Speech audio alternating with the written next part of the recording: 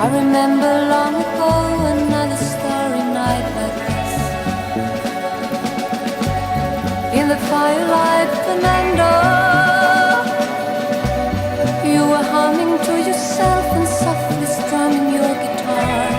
I could hear the distant drums and sounds of bugle calls were coming from afar. They were closing now, Fernando. Every hour, every minute seemed to last eternally. I was so afraid, Fernando. We were young and full of life, and none of us prepared to die. And I'm not ashamed to say the roar of guns and cannons almost made me cry. There was something in the air that night. The stars were bright, Fernando. They were shining there for you and me, for liberty, Fernando. Though we never thought that we could lose, there's no regret. If I had to do the same again, I would, my friend Fernando. If I had to do the same again, I would, my friend Fernando.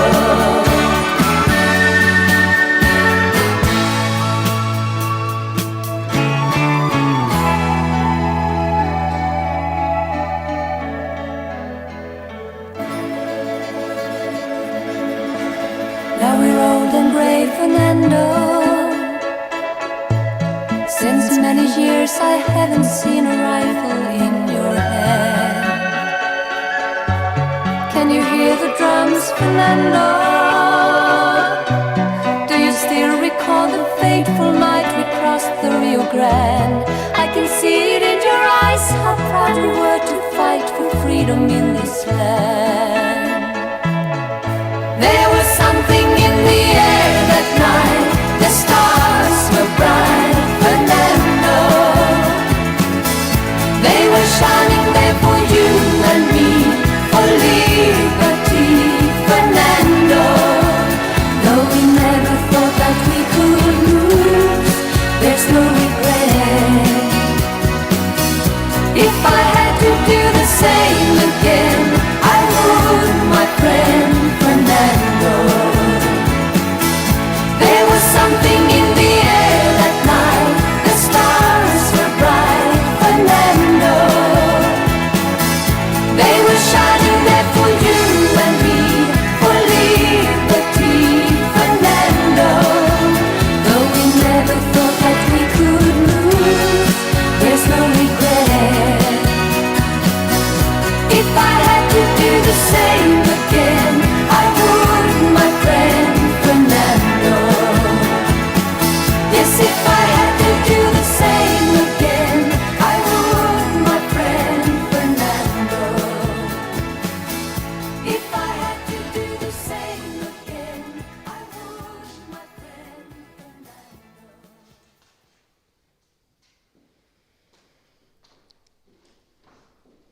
Don't think of him as gone away. His journey has just begun. Life holds so many facets. This earth is only one. Just think of him as resting from the sickness and the fears, in a place of warmth and comfort where there are no days or years. Think how he must be wishing that we could know today how nothing but our sadness can really pass away. And think of him as living in the hearts of those he touched. For nothing loved is ever lost, and he was loved so much. Ladies and gentlemen, Tom definitely was loved so very much.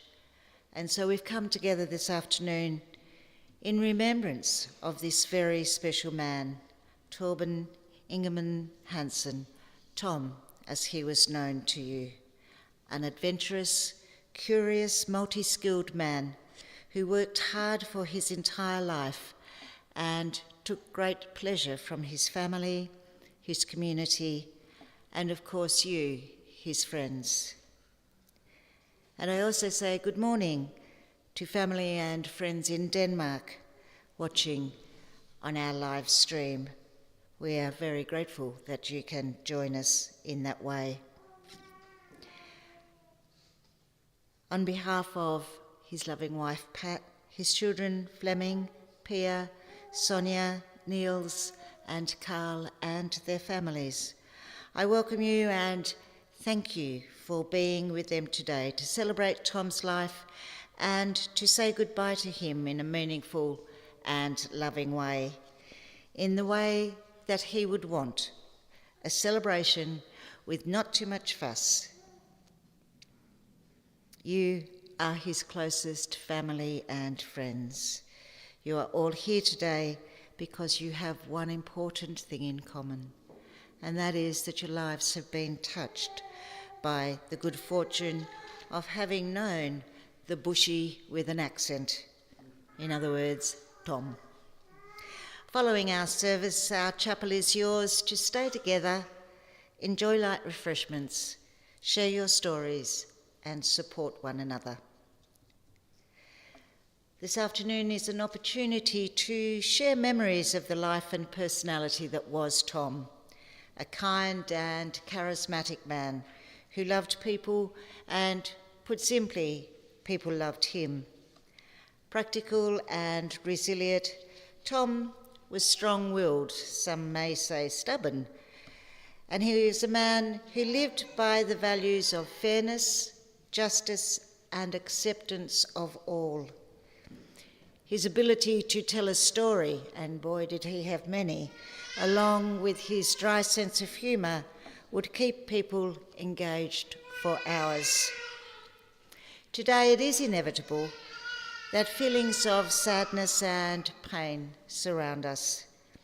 This is natural, and these emotions need to run their course.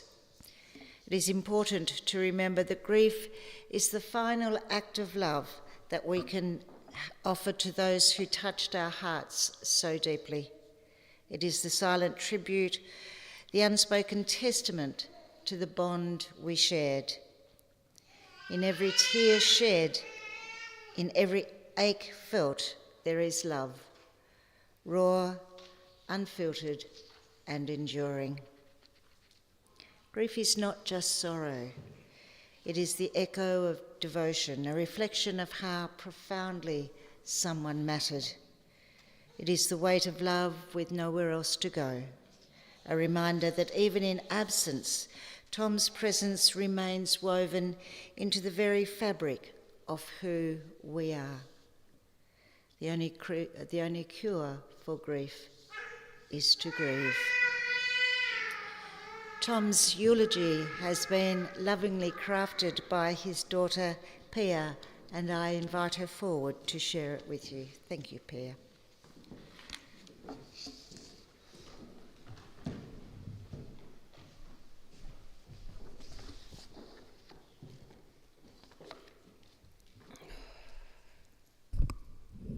My heart's racing. Torben, Tom, Torbs, Dad, Morfar, Farfar, Uncle Torben, Uncle Tom, mate, Mad Dane. Dad was always a hard worker. Growing up in a farm life was pretty raw, sharing childhood with 5 siblings, lots of fondly spoken about animals and family time. He said he never saw his mum rest. His dad worked long hours on the railway. He was the last to leave home and never looked back. Making his way to Australia at 24 as a young, wild, adventure-seeking Dane in a very strange and wonderful land. No English, apart from good day, how do you do? Arriving in Fremantle after a long boat trip in 1968 with a job lined up on recommendation from his former boss, and unfortunately sacked from this first job because he couldn't understand in Australia, unlike Denmark, you weren't allowed to have a beer with your lunch. But of course he did anyway. Told there was work in Kalgoorlie by the job agency. How do I get there? And shocked when shown the thumb. Hitch. What? Dropped off at a crossroads in the WA desert, terrified, looking for a tree to climb. I didn't know if there were lions or what out there. Luckily, he got another ride and a taste of the mining industry, the shot fire crew finding it hilarious watching the young Green Dane underground not telling him the first explosion was about to go off. If he didn't need the money, that would be the end of that caper. On to South Australia as a builder, he still long remembered the kindness of the family he stayed with and the boss that got him out of their Saturday church attendance. His boss went to him one day and asked, "Do you usually go to church on a Saturday?" "No, but I feel bad because they ask me." His boss made him work Saturdays from then on, but Dad still has the Bible they gave him. Up to Sydney, picking up people as a sneaky taxi service, but picking up an inspector one day who needed a ride, so was nice enough to give him a warning, mostly of the dangers of picking up strangers with no backup. Heading to Queensland, working for the Department of Aboriginal Affairs and then the Territory, Alice Springs, where a night out in that wild town brought him to a young nurse's attention. A fight had broken out and Mum literally jumped at the opportunity. "Save me, save me," he would say to us. I didn't beeping realise that meant forever. So started 55 odd years of ups and downs, love, kids and adventure. I turned up, my sister turned up, and we upped and went up the track. Tennant Creek, Catherine and Darwin. Cyclone Tracy hit and he had to stay behind and help with the clean-up. Tracy was traumatic for Dad. He still got emotional talking about it recently. He had gone home that night to secure our home and got trapped in the toilet as Tracy raged and wrecked Darwin and he lost us for a day. We were then evacuated to Ulmer and Alpers in Victoria and Dad came to pick us up months later. Back up the Territory we go and out to Yuendamu, the Tanami, building houses for the Aboriginal Housing Association and training Indigenous locals. He looked after the locals and he and Mum were held in such high regard we were given skin names from the Warlpiri people. He loved it there. So much freedom, he would say. Everything paid for, great job, and the beautiful Tanami. As Bruce Farrens from Rabbit Flat said, he was a true bushy, a bushy with an accent. A lot of time with Bruce and Jackie helping out, building and fixing things at Rabbit Flat, Australia's most remote roadhouse, 600 k's northwest of Alice Springs. Lifelong mates. We also had lots of animals as Dad became a bush vet, rescuing the injured or abandoned. Ginger the kangaroo, Fritz the dingo, Pip-Pip the emu, Percy pelican of course, a swan, a carpet snake, a pony, and the usual, a few dogs, inherited cats, chickens, ducks, budgies. But Mum insisted me and Sonia weren't going to boarding school and off to Alice Springs we go with baby brother Niels in tow. Then baby brother Carl joined us. Building in Alice, lots of work for the local constabulary too, who managed to return his trickery. One night driving home and recognising Dad's car, lights off, waited, then sirens on, and Dad's police mates sent out his offsider, making up something about not using indicators and checking the car over. Dad doing the yes sir, no sir, until his mate ended the torture laughing as he emerged. That bastard, he'd say laughing. Lifelong mates and mutual respect. The building game gave way to the mining game and out to the Granite's gold mine with Farnsway. That was tough for all of us. They were long stints away. Farnsway got the Henty decline contract and Dad took the offer, buying a house and then calling Mum to tell her. Alice Springs to Z and Mum didn't even know where it was. The contract finished and on to Renison, then eventually back to Henty as a Simba operator where he retired from. They were affectionately known as the Rock Apes with Farnsway. So well respected at any place he worked, most if not all people you speak to who met or knew Dad had a story to tell, mostly funny. It was said that if there was an explosion underground, Tom would emerge filtering the air through a Winnie Red, a cigarette. Or a colleague telling newbie that no one has ever seen him drink water, so the newbie asks, "Is it true you never drink water?" Quick as a whip, Dad replied, "No, that's not true. Sometimes I accidentally swallow some after I've brushed my teeth." Often, if you weren't accustomed to Dad's accent, it was a hard task understanding him. Many times Dad would tell a joke and laugh. The unsuspecting would just join in pretending they understood. Dad knew this and would say laughing, "You have no idea what I just said, do you?" The question not understood but answered with laughter and a yeah. And he had the opportunity to meet his son Fleming from Denmark and build a relationship with him over the last 20 years. So many stories and adventures. Anybody who has met Dad say he was a character, kind-hearted, a good man. He left a mark. Anyone who knew him well knew he had strong views too. We would warn, don't bring up super, avoid politics, be honest and know your stuff. He believed in truth and justice. He was fair and kind and generous and loyal to family and friends. He treated everyone with respect, unless and until his very keen bullshitometer sounded. Then it was a very quick reality check. If you wanted to argue with Tom, you better have known your facts and have the mettle to back it up. He would say, and I'm just a dumb brickie, even I can see that.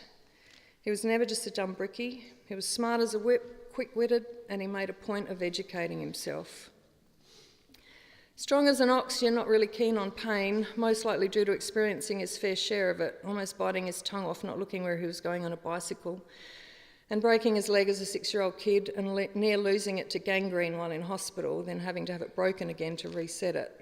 Having his finger smashed in a door by a sibling and paralysing it, stopping his mechanic dream, crushing his foot in a rock fall underground and near chopping his hand off, wrapped it in gaffer tape and some dirty rag in the shed and told Mum it's nothing.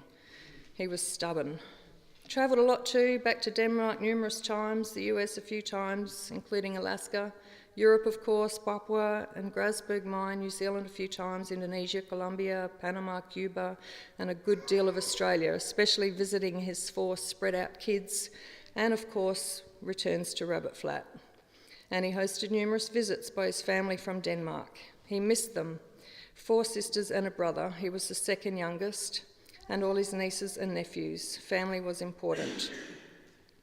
He treated all his kids equally and fairly and cared deeply for us and our kids. Morfa, or Fafa, was always fun.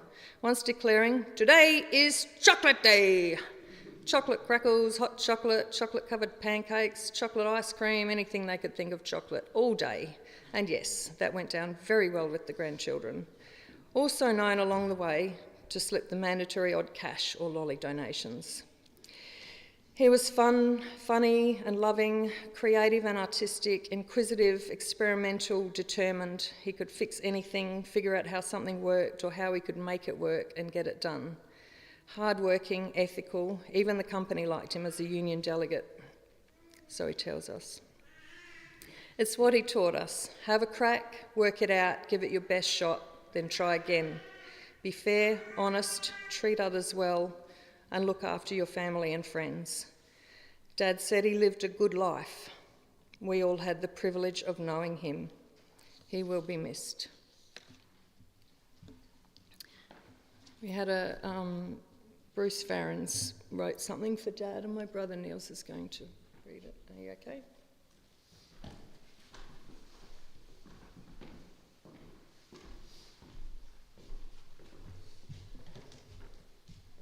So this was written by Bruce Farrens, one of Tom's best mates, former owner of the Rabbit Flat Roadhouse. G'day Bruce, if you're watching. To dear Pat and family here today, I offer my condolences to you all with Tom's passing. I've known you since the mid-1970s when you came to Yuendamu after being wiped out by Cyclone Tracy in Darwin on Christmas Day 1974. Over the ensuing decades up until 2016, Tom has helped myself and my not long ago departed wife Jacqueline on multiple occasions to construct our remote Rabbit Flat Roadhouse in the Northern Territory. He was a brickie by trade, an excellent mechanic and had proficient skills with plumbing and electrical work. Not least of all, his quite dry humour when handling the public in our bar and dining room was comforting, and he had no hesitation to assist in cleaning and whatever duties needed to be done, including the toilets. Honest to a fault and very diligent and thorough in whatever he did. Always when Tom came to sight, I could feel the weight ease off my shoulders. Sounds like a job resume, eh? To lighten the load slightly on this obviously sad occasion, I would like to offer 3 vignettes regarding my mate Torben Hansen, honorary Aussie. My love and regards to you all, Bruce Farrens. Vignette 1, I don't even know if I'm saying that properly. Is it Vignette? I'll go with that. Vignette 1. In the early 1980s, Tom built the brick ablution block at our Rabbit Flat Roadhouse, working off my basic dimensions with his considerable advice and input. One day in Alice Springs, he was in the plumbing shop ordering fittings for the job when the shop assistant raised a query about something in particular and asked Tom for a look at the plans for the building. "That will be a bit difficult," Dad replied. "Why is that?" said the shop assistant. "Well, I have to bring Bruce's bloody head into town and he doesn't come in very often, eh?" Tom told me that he and the assistant had a good laugh and sorted the problem out. Vignette 2. Disturbances at our roadhouse were quite common, and some more worrisome than others. On this particular occasion, I rang the Yuendamu police 300 kilometres away and requested assistance. I'm assuming that they told Tom before they set off. Tom beat the cavalry by about an hour, armed with his only crossbow. When the dust had settled some hours later, Tom remarked that at least he could have pinned a few of the recalcitrants to the mulga trees to save the cops a chase. Vignette number 3. Building houses at Yuendamu was always fraught with many difficulties and setbacks. Not least of all was the continual bricking of the windows before a dwelling could be completed. In the 1970s decade, a product called flexiglass was invented, which was basically impact resistant. The Yuendamu Housing Association tradies began to install it into the window frames, and it had some success. One day, Constable Phil Claplin wandered in past the building site, and Tom began to extol the virtues of this miraculous new product, flexiglass, which was making the tradies' job a tad easier. To demonstrate its qualities, Tom picked up a large rock and hurled it with force at the nearest large window, but alas, it was not the new product. Tom copped a lot of manure from all and sundry for some time about that one. That's it, thank you.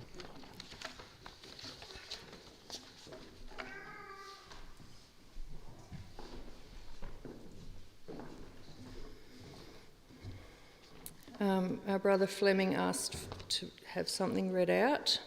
Hi Fleming, I know he's watching.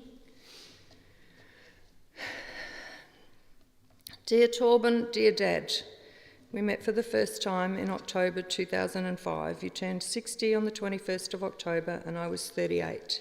It was late in life to find one's father, but not too late to create something real. You lived in Australia, I lived in Denmark, and even though there was almost an entire world between us, we found each other. We got to know each other, shared laughter, stories, some of them many times, and moments I will never forget. This year we were supposed to celebrate your 80th birthday and also our 20-year anniversary, but life took a different turn. Now you'll be celebrating your 80th birthday in heaven, together with your beloved siblings, Annie, Ellis, Ulla, and Jörn. I'm sure you'll have one amazing party. Today, I don't only want to grieve, I want to remember and honour you for who you were, for the bond we managed to build, and for the love that grew between us, even late in life, and now that lives on in the memories. And when I think of what I gained by finding you, it wasn't just a father, I also got a bonus mum, dear Patricia, and 4 wonderful half-siblings, Pia, Sonia, Nils, and Carl. Thank you all for welcoming me with open arms. Your warmth and kindness mean more to me than you'll ever know. Thank you for everything, Dad. You will always be with me. And Dad's nephew from his brother, from Uncle Jörn. A giant, hi Hans Henrik and Christina and everybody. A giant has left us, Torben, our beloved uncle, husband, father, grandfather, great-grandfather, and friend to many. A man with a huge heart that had room for each and every one of us, making us all feel truly welcome. Even though we didn't see each other that often, you were never a stranger. You always picked up the story right where you left off, as if no time had passed. One of those stories was about your Aboriginal co-worker up in Yuendamu. He had bought himself a gold Omega watch and wore it with great pride. One day, when you were up on the scaffold, you asked him for the time. He looked back at you puzzled, as if he didn't understand. You repeated, "What time is it?" and pointed at your wrist. Now he stared at his fancy watch, and after a long pause, he looked up and said, It must be sometime.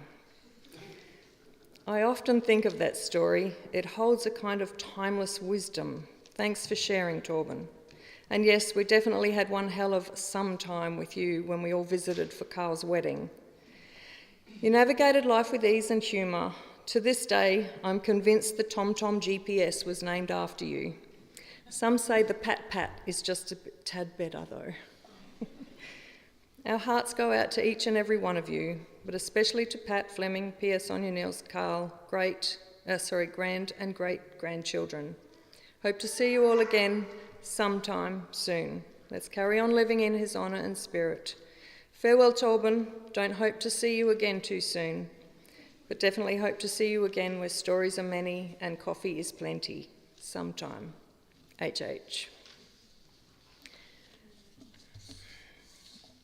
And just some final words from his family. From his brother-in-law Ron Edwards, husband of Sister Ulla. He was a wonderful brother-in-law and friend. He treated me as one of the family from the very beginning. He was always up for a good yarn, especially about politics or sports. He will be sorely missed here and everywhere. His niece Annie daughter wrote, I feel very sad. Torben has a very special big place in our hearts. Also, my girls Lena and Meta Marie were very sad when I told them. Even though he was so far away, he was always very close in our hearts and mind. Love from Annie daughter, Lena and Meta Marie. His niece Susie and surviving sister Yetta.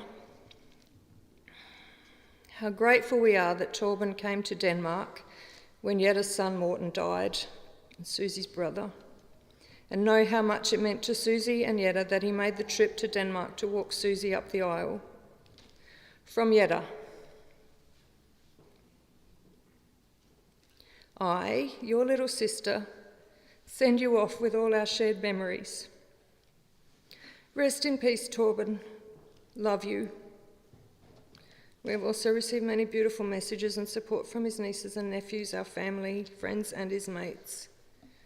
Rest now, Torben. Love you. Jacob and Zoe, did you...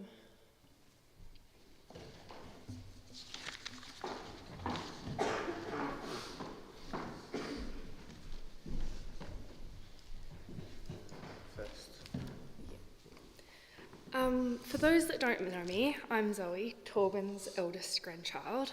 Us grandkids referred to Torben as Muffa or Fafa, and my girls got to call him Bestafa. Muffa was a man of few words when it came to feelings. Stories, on the other hand, he had a lot of words for those. Muffa would often tell us stories, and I wish I had have sat down and listened more. Despite being a man of few words with feelings, he showed he cared through other ways, whether that be a firm hug or a glassy-eyed look away. I'll always cherish when Muffa went to America and brought me back a necklace with a cross. It made me feel more supported than I think he could have ever known. Along with his classic stories, Muffa loved to stir the pot. I couldn't count the amount of times Muffa told me to chew with my mouth closed in Danish whilst in Denmark. It took till he said it 3 times for me to finally ask what he'd been saying, and boy did he get a laugh when he finally told me. Muffa was someone I thought would always be there, ever present. Losing him leaves a space that can't really be filled. But what gives me comfort is knowing parts of him live on in each of us, in our stories, our humour, and even in the way we love. So today, as we say goodbye, I just want to say thank you, Muffa, for every quiet sacrifice, for every chuckle, for the lessons, the laughs, and the love. I hope you knew just how deeply loved you were and how deeply you'll be missed.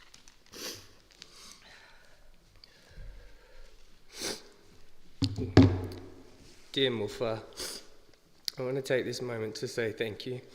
Thank you for being one of the best role models in my life, and certainly the best storyteller, even if I would just smile and laugh when I wouldn't understand what you were saying. You're the type of man that could walk into any room in Australia or anywhere and be loved by everyone. We have many fond memories together, whether it be talking about the football, AFL or soccer, whichever you chose, and just having a chat. I'll miss bringing Odin down with Zan to visit you and watching you stomp your feet to razz him up to run around the house. Whilst at the time I didn't see it, I now look back at the week I spent with you and Zan, replacing the windows together, spending some one-on-one time, with the occasional grumble because I had no idea what to do, and sitting at the table struggling to eat dinner because you thought you'd make a stew with liver in it. I'll be reminded of you each time I look out the window, each time I get a colour wrong, and every time I smell smoke, and every time I write my name. I love you more. Thank you.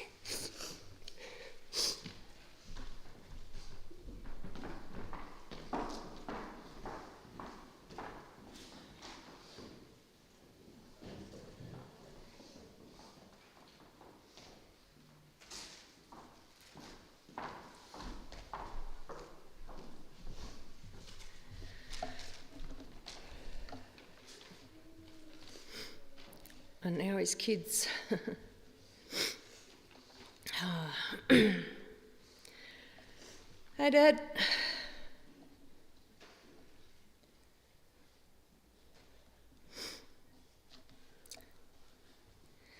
Hello, lovey. What are you up to?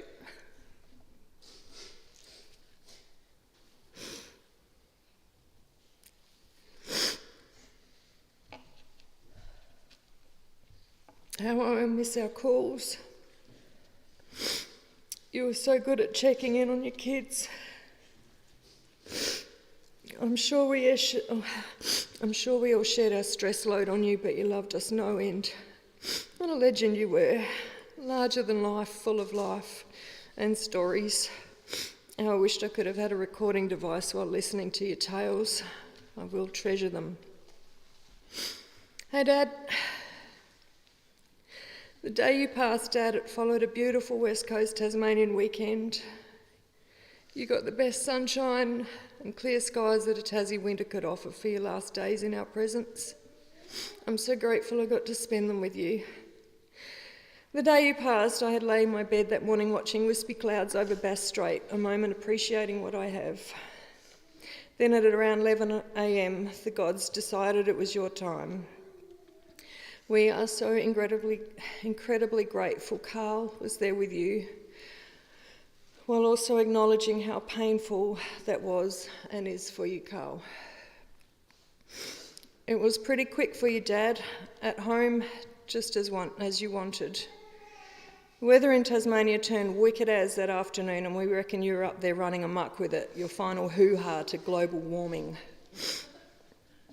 We imagined you having lots of fun as we gathered in shock. You have many waiting to greet you.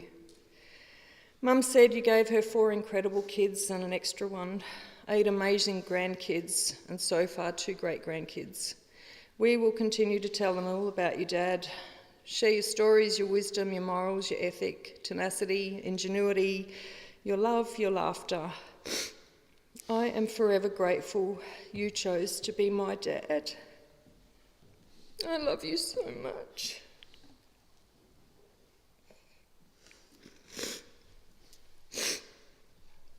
You taught me so much. I don't know if you know how much comfort and support you gave me throughout my life. It's so surreal to imagine life without you in it. I will miss you immeasurably.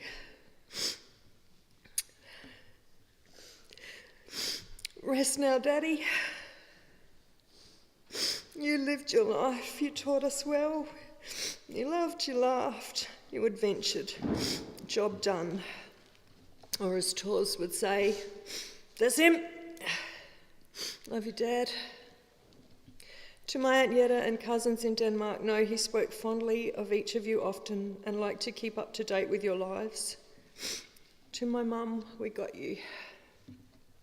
To my siblings, Sonia, Niels, Carl and Fleming, and the Grandies, keep him in your heart. Talk to him often. As we would say, ask Dad, he'll know.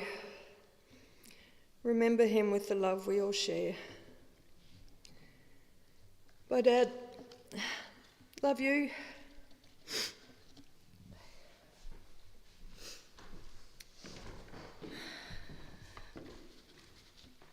I'll read this on behalf of Mum. Dad, what can I say? I've been thinking so hard over the last few days what to say. I thought it would come easy because of the stories you have told over the years, but I can't think right now because my heart is broken.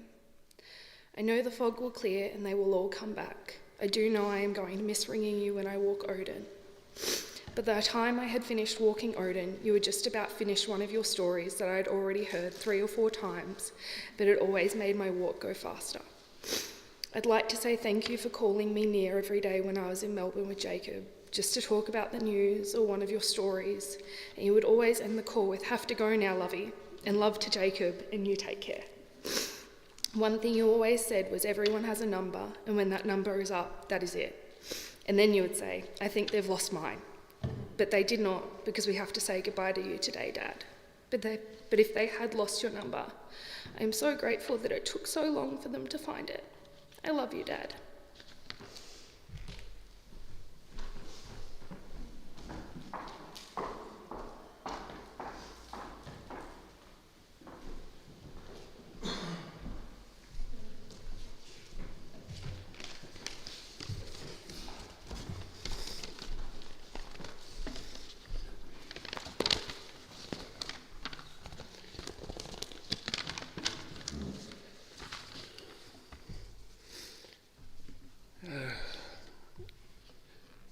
Dad,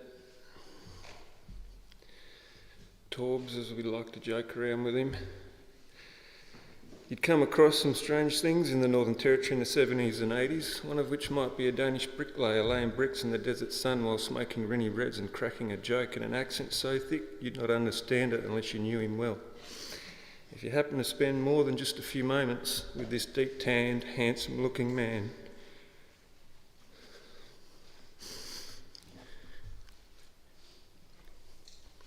chances are you made a friend for life.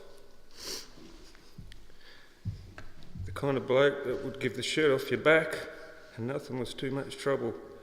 As tough as they come from cycling through blizzardry winters in Denmark, delivering newspapers as a kid, laying bricks in the outback heat, working as an underground miner, and everything in between.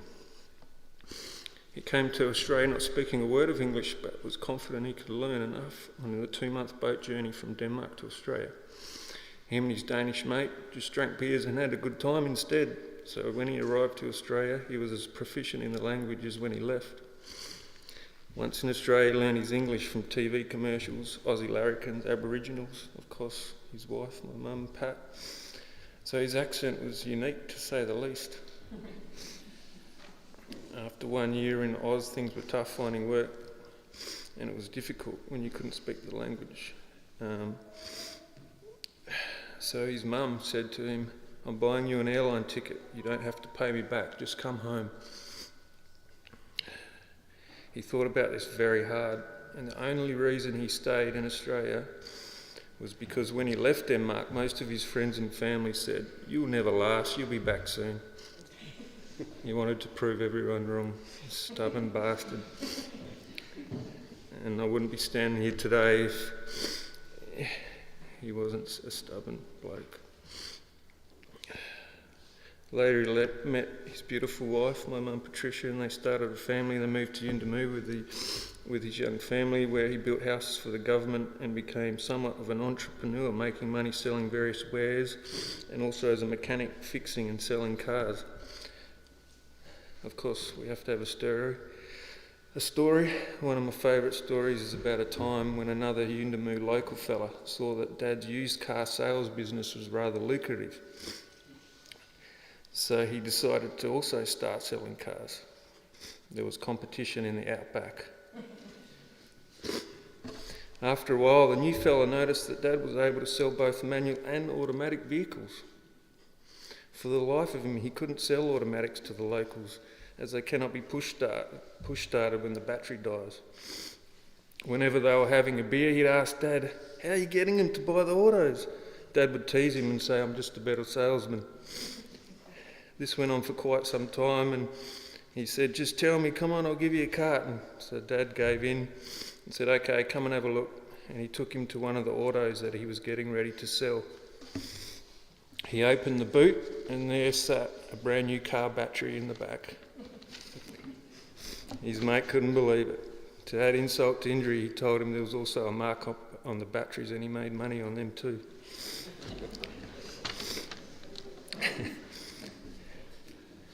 As a dad, he often stood back and just let us get on with our lives, but he was always there whenever we needed him.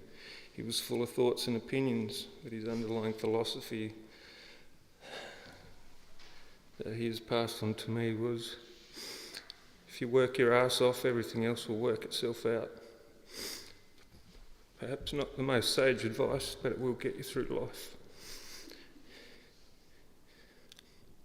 He would often say to me, if you know how to use a shovel, you'll never be out of work. We all know how Dad loves to tell a story. I think he's told me each one at least 50 times. And each time he told it like he was telling it for the first time. And each time I listened like I was hearing it for the first time. Enough of this crying shit. Which leads me to my own story. The goat story. So me and Dad were working on the coon. Sorry, that's the Falcon, my old car. And he was leaning into the engine bay. I noticed that he had the bricky's cleavage going on and there was a bit of butt crack showing. I also noticed that I had a coin in my pocket. Something compelled me to place the coin in the slot. Dad shot up and smacked his head on the bonnet. And to this day, I don't know how I avoided a shifter to the head. Sorry, that's not the actual story, that's just a side quest. Anyway, after we'd both composed ourselves, we were back to fixing the car. And I turned around and noticed that Nair, our goat's name was Nair by the way, was getting very, very friendly with our red heeler dog Taz. Tad had assumed the position and was humping away. Nair's tail was wagging and she was backing up like, let's do this. However, Taz was much shorter, so his lipstick was about a foot short. Pumping in midair. I lost it laughing. Dad, look at this. He turned around from the engine bay, looked up, and without even cracking a smile, he said, get him a couple of bricks.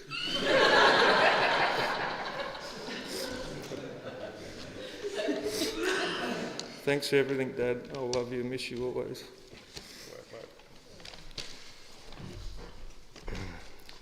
Today we gather to celebrate life of Torben Ingemann Hansen, our dad, morfar, farfar, husband and friend to many. He was simply Torbs or Tom or Torpedo, a man whose adventurous spirit, tenacious will and unwavering love touched countless lives around the world. As his youngest son is with a heavy heart that I stand before you grappling with the silence left by his passing, yet holding on to the profound lessons and love he instilled in me and all of us.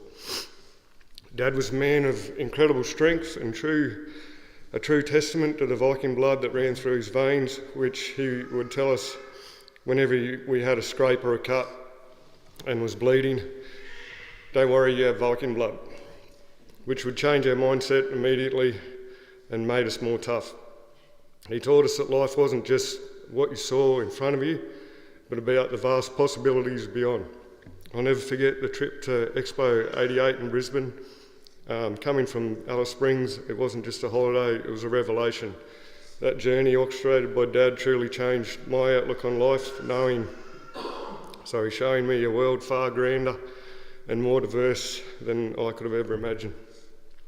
He was a natural teacher, though his methods were undeniably his own. We used to dread going woodhooking with him, but looking back, those many hours spent in the Tassie bush were invaluable. He didn't just teach us how to swing an axe or load a trailer, he imparted bush knowledge, survival skills, and the sheer grit of hard work, lessons no classroom could ever offer. And in the evenings, as I'd listen to him talk, absorbed by his stories and insights, I'd often chime in with some naive thought. He'd cut me off in his sick accent No, that's not fucking right.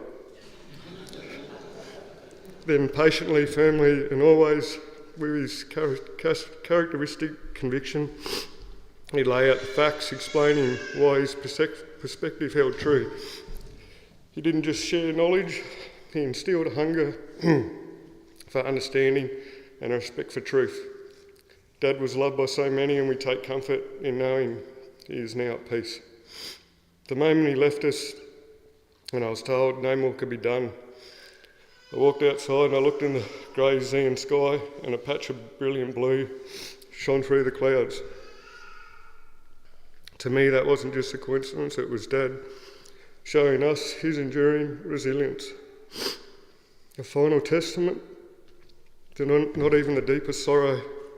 There is always clarity amongst the chaos. His spirit, his resilience and his memory live on in all of us.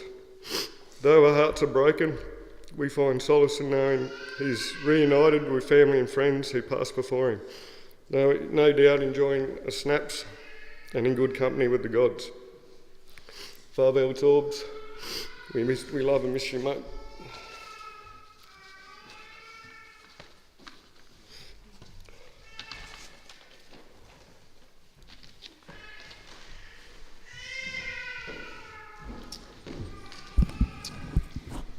Well done, all of you. Such beautiful tributes that you've shared, so much love for your dad. So now we have the privilege of viewing some photographs that illustrate some of the things we've heard about this afternoon. The family have chosen If I Can Dream by Elvis Presley and Hey True Blue by John Williamson to accompany these.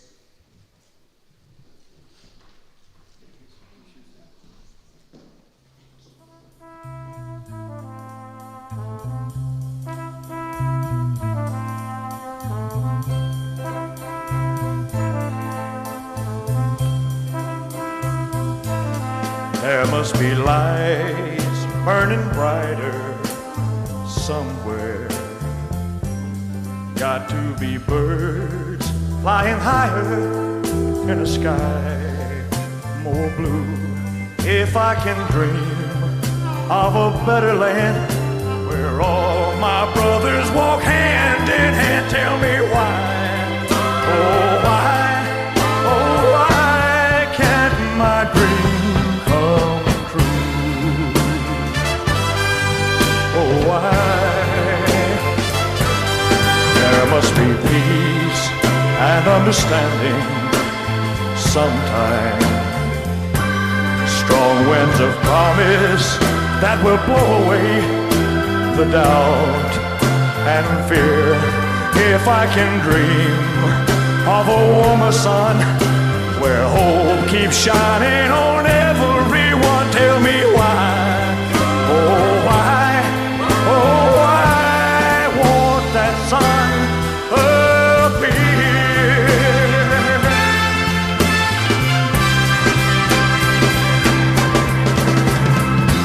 We're lost in a cloud with too much rain. We're trapped in a world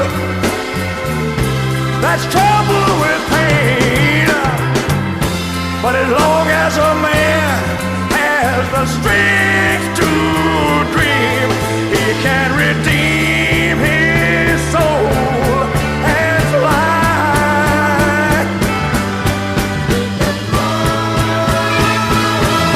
Deep in my heart, there's a trembling question.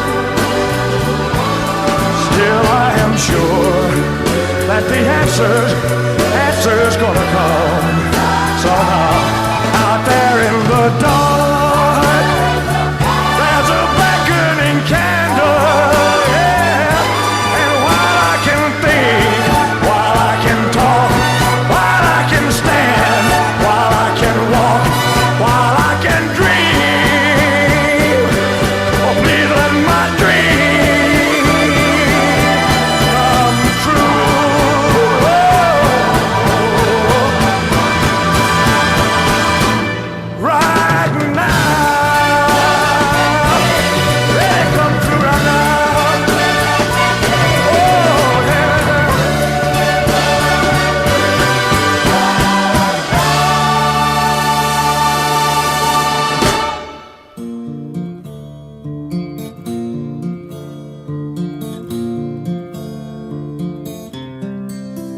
true blue,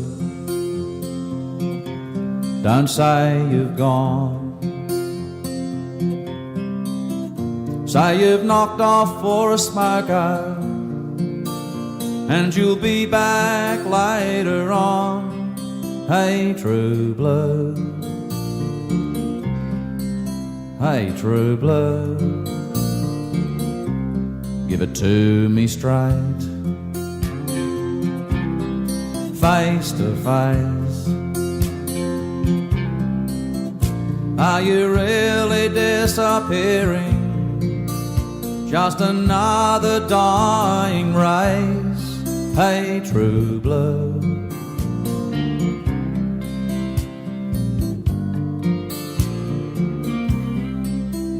true blue, is it me and you?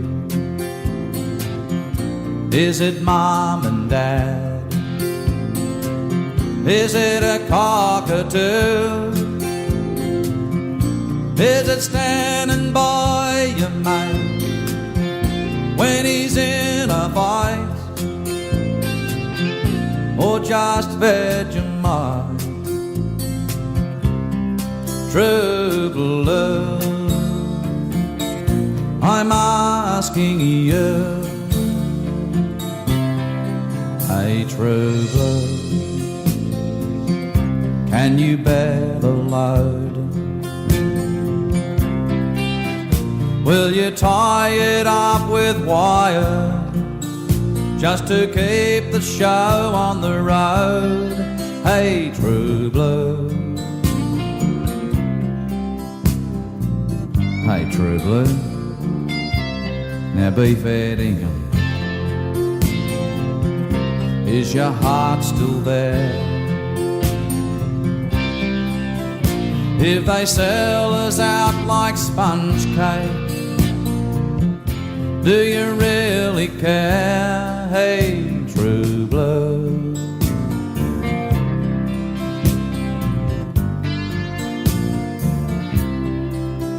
true blue, is it me and you? Is it mom and dad? Is it a cockatoo? Is it standing by your mate when she's in a fight? Or just Vegemite? True blue, I'm asking you. True blue, is it me and you? Is it mom and dad? Is it a cockatoo? Is it standing by your mate when he's in a fight? Or just Vegemite? True blue, true blue.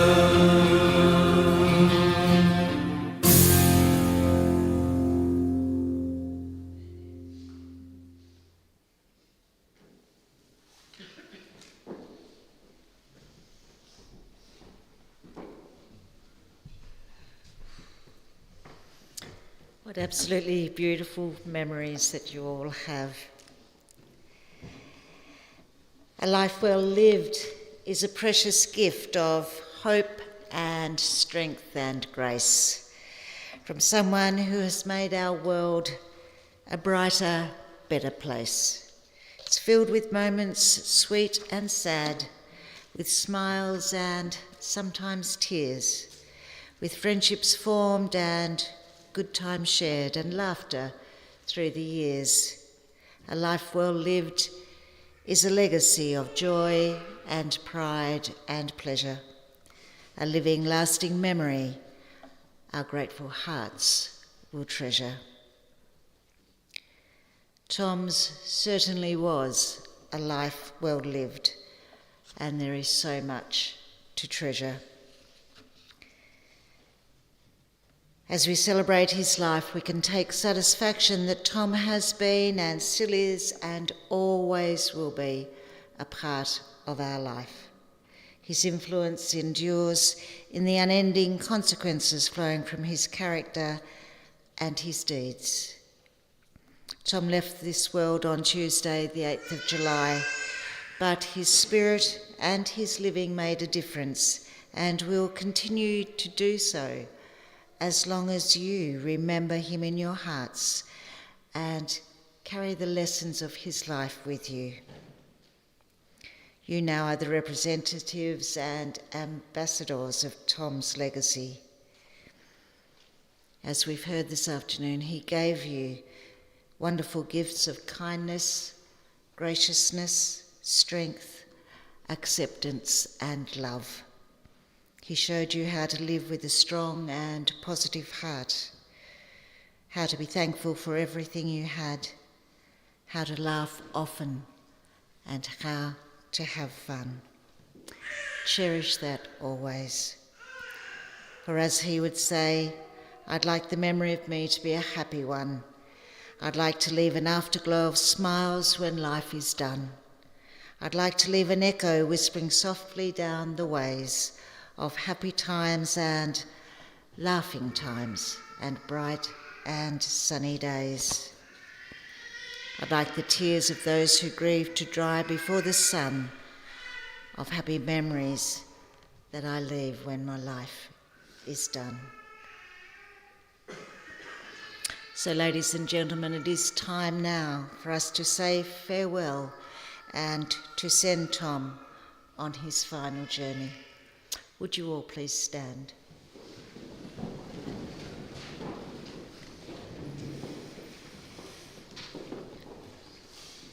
This time of parting is the most difficult, but before we do so, let us be thankful and grateful for Tom's life, remembering the intangibles, the impact of his life on yours. You may bring to mind his sense of adventure, his can-do attitude, his quirky sense of humour, his work ethic, his passion and positivity, and simply the way he lived his life.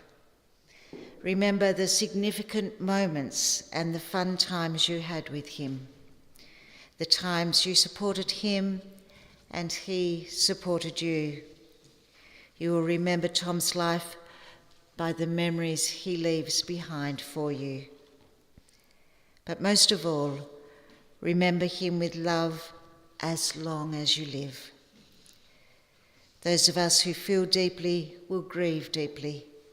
No philosophy or religion ever taught to us can prevent this wholly natural reaction of the human heart. We come into this world with nothing and we leave with nothing. But the memories we leave behind with our family and our friends are a mark of our life's success.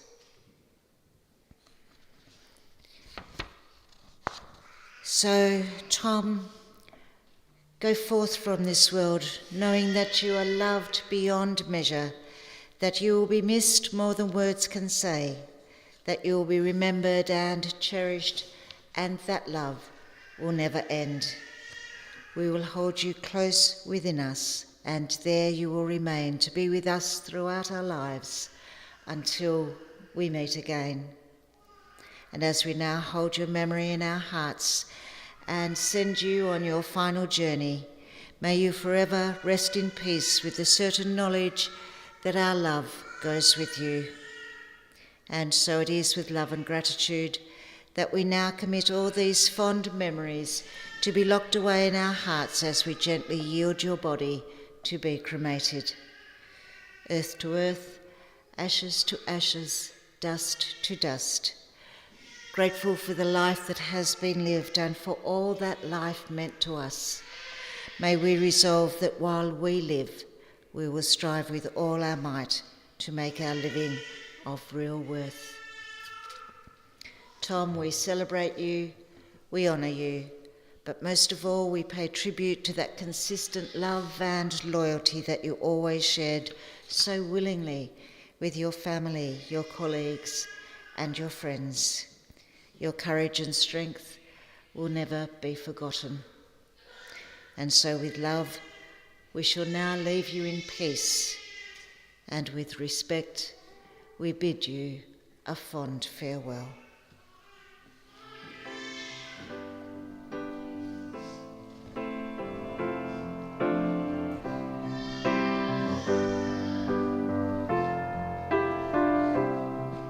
When I find myself in times of trouble, Mother Mary comes to me, speaking words of wisdom, let it be. And in my hour of darkness, she is standing right in front of me, speaking words of wisdom, let it be. Let it be, let it be, let it be, let it be. Whisper words of wisdom, let it be.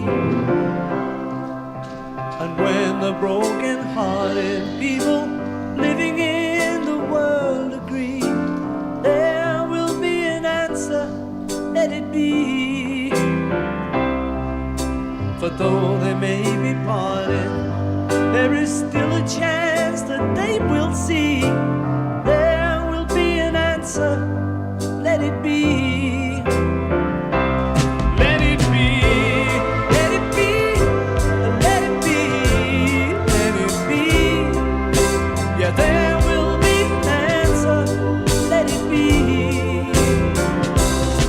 Let it be, let it be, let it be, let it be. Whisper words of wisdom, let it be.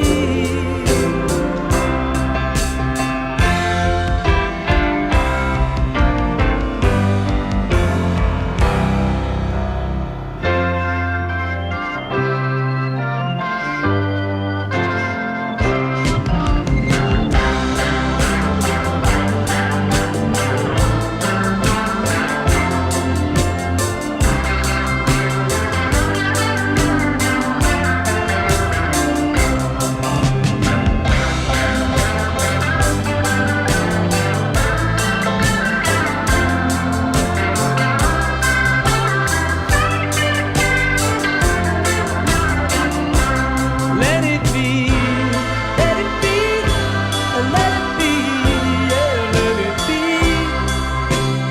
Whisper words of wisdom, let it be. And when the night is cloudy, there is still a light that shines on me. Shine until tomorrow, let it be. I wake up to the sound of music, Mother Mary